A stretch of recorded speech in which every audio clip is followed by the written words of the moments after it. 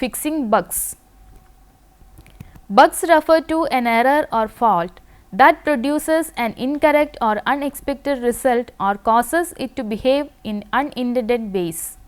Some bugs have only an insignificant effect on the program's functionality and may remain undetected for a long time. More serious bugs may cause the program to crash.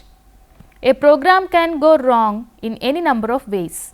Checking the error message will lead to the problem as whether the problem is in the syntax and its solution as matching braces or semicolons.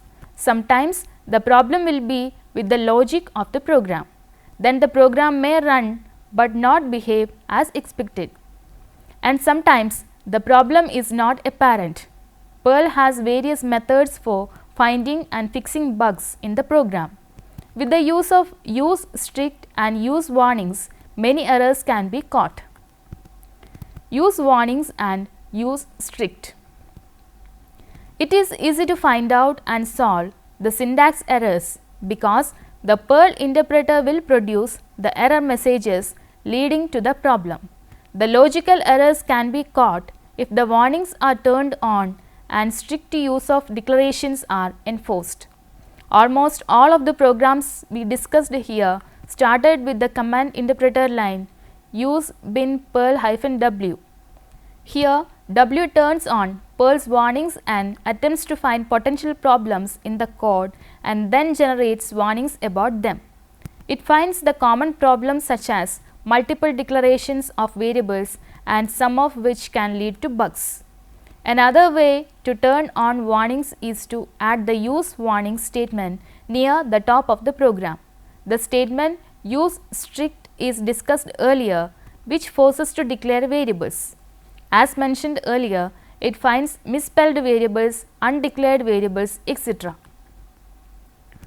Fixing bugs with comments and print statements. The misbehaving codes can be identified by selectively commenting out sections of the program until the cause is found. Print statement can be added at suspicious parts to check what certain variables are doing. Commenting out sections of code is helpful when the error messages get from Perl is not pointing directly at the offending line. Adding print statements helps if we already have some idea of where the problem is, but using Perl debugger is faster and easier than these methods. The Perl debugger. The Perl debugger allows us to examine the program in detail step by step and almost always leads to the problem or bug in the program.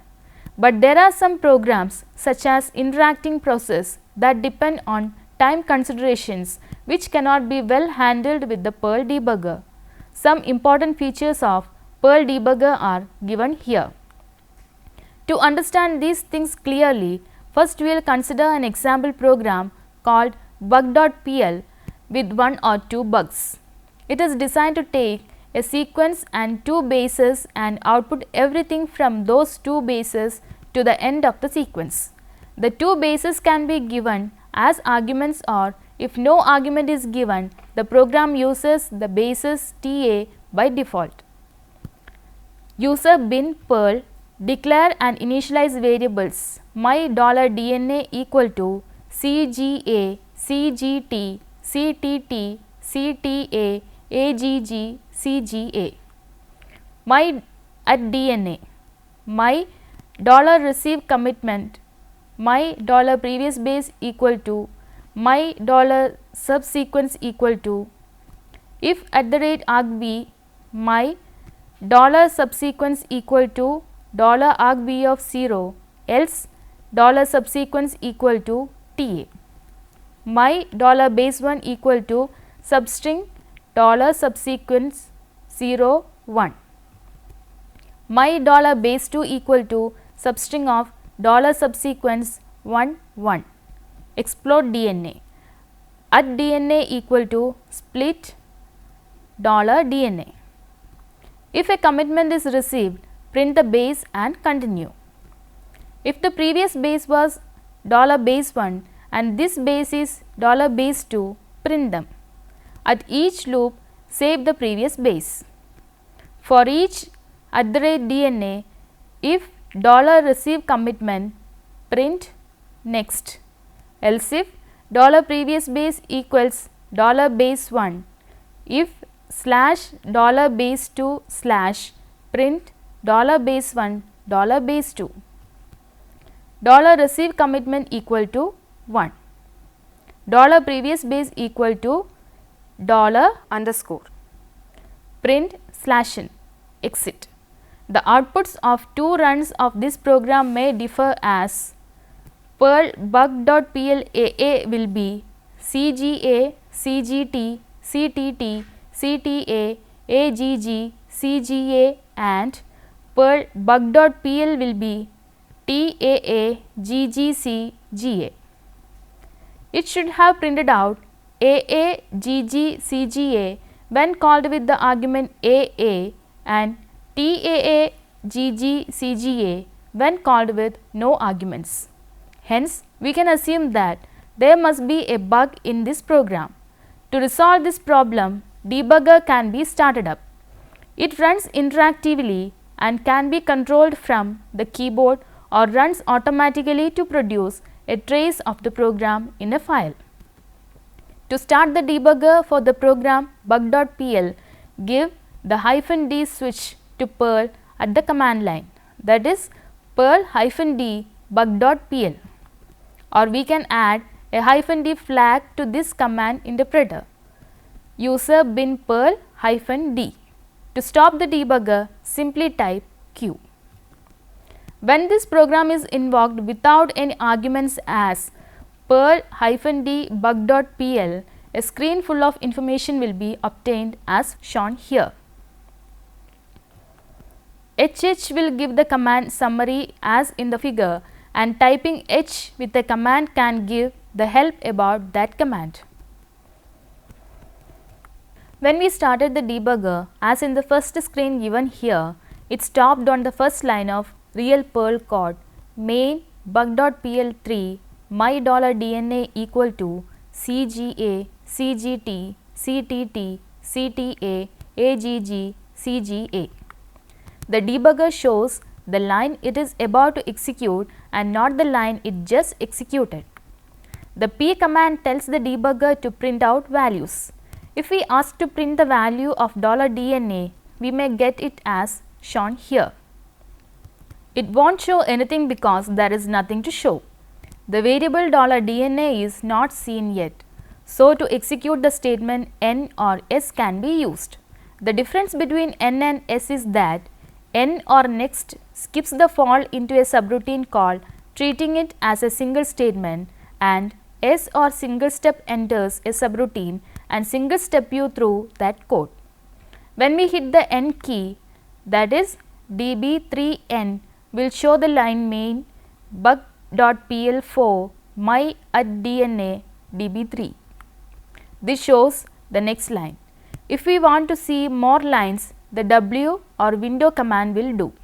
Each line will be numbered and the current line to be executed next is highlighted with an arrow. Now, $DNA has been declared and initialized. Hence, db4 p $DNA will display the string in $DNA as CGA, CGT, CTT, CTA, AGG, CGA, db5. Continuing in this way and printing some information occasionally, we can find the point where the things go wrong. To figure out what is wrong, a breakpoint can be set. It is a spot in the program where we tell the debugger to stop execution. So, we can check the status of the code. To set a breakpoint, type P followed by the line number. To continue, C can be used. Use warnings and use strict. In the above mentioned program, the problems would have been reported easily if warnings had been used. If the directive use warnings is added near the top of the program, the warnings pointing directly to the problems are listed. If we add the use warnings directive near the top of the program bug.pl, the following output may be obtained when executed with the command line argument AA. A few warnings are there, but the first error message complains about the line 15, my $base2 equal to substring $subsequence 1 1. So, something is wrong with $subsequence. Usually error messages will be off by one line, so error starts on the line before. The first time $subsequence is operated on by the substring, but here nothing is wrong. Now, we will look back at the $subsequence variable and notice the extra my declaration within the if block on line 10, that is preventing the variable from being initialized properly. However, this is not a bug. Declaring a variable scoped within a block and that overrides another variable of the same name outside the block, but it caused the real problem here. After correcting it, running the program with argument AA may yield the output AAGGCGA, which is the expected output. So, always use both use strict and use warnings directives in the program.